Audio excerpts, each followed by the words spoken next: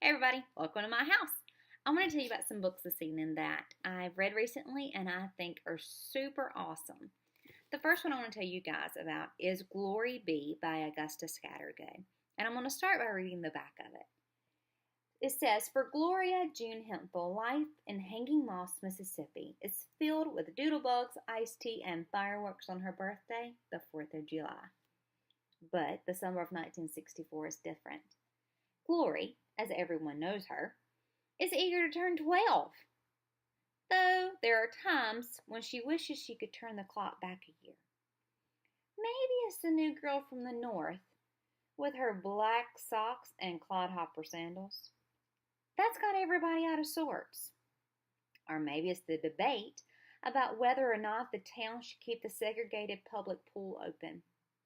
It seems the answers to Glory's questions about the pool keep changing. Now that she's got to summon the courage to find out what's really true and who's lying. This story reminds me so much of our little town in Mississippi because everyone knows everything about everybody, especially when you're the preacher's daughter. The main character in the story, Glory, is faced with the challenge of doing what is right or what is acceptable.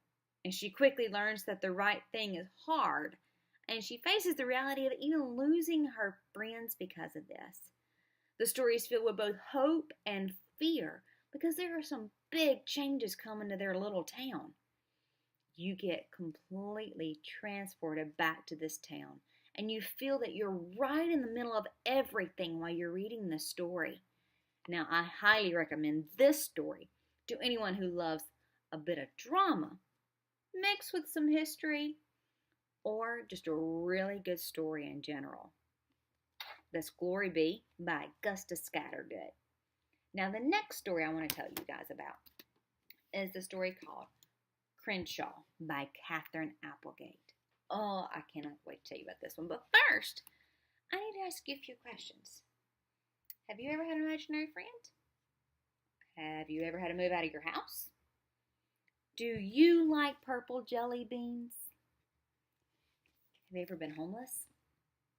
Now, the main character in this, Jackson, and his family are threatened with the possibility of being homeless again.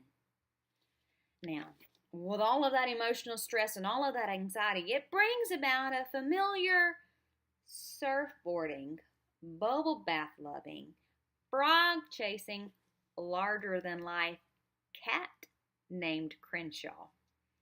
Jackson met Crenshaw first when his family was homeless the first time.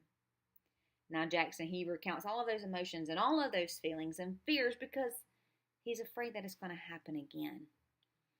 But he struggles with the fact that he is seeing an imaginary cat because he sees everything through his very scientific and very literal eyes. But I think you're going to love Jackson's purple cat with big green eyes. But is it real or is it just a dream? You're going to have to find out for yourself. So you got to check it out. Fantastic story. Now the last one I'm going to tell you about, y'all know I love this one, is The Crossover by Kwame Alexander. And this is one of my favorites because I got to meet Kwame Alexander at the Children's Book Festival in Hattiesburg last year. And this is my own personal autographed copy by Kwame himself. And I'm going to start by reading just one poem out of this book. And yes, I said poem because this is an amazing book full of poems that's written by a really cool guy. For all of my other really cool guys out there. Josh Bell is my name, but Filthy McNasty is my claim to fame. Folks call me that because my game's acclaimed. So downright dirty, I'll put you to shame. My hair's so long and my height's tall. See, I'm the next Kevin Durant, LeBron, and Chris Paul. Remember the greats. My dad likes to gloat. I balled with magic and the goat. But tricks are for kids, I reply. Don't need your pets, my game's so fly. Mom says, your dad's old school. He's an old Chevette.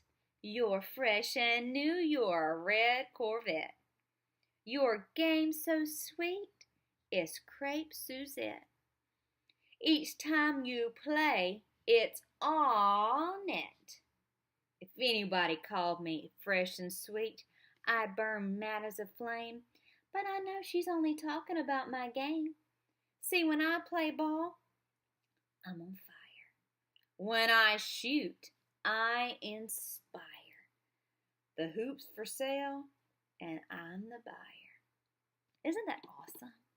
This book is a collection of poems that he's put together in a novel form that creates and details and describes an awesome story about young Josh Bell with his twin brother Jordan and their challenges of playing basketball, fighting for the championship, all while their dad's facing a terrible sickness.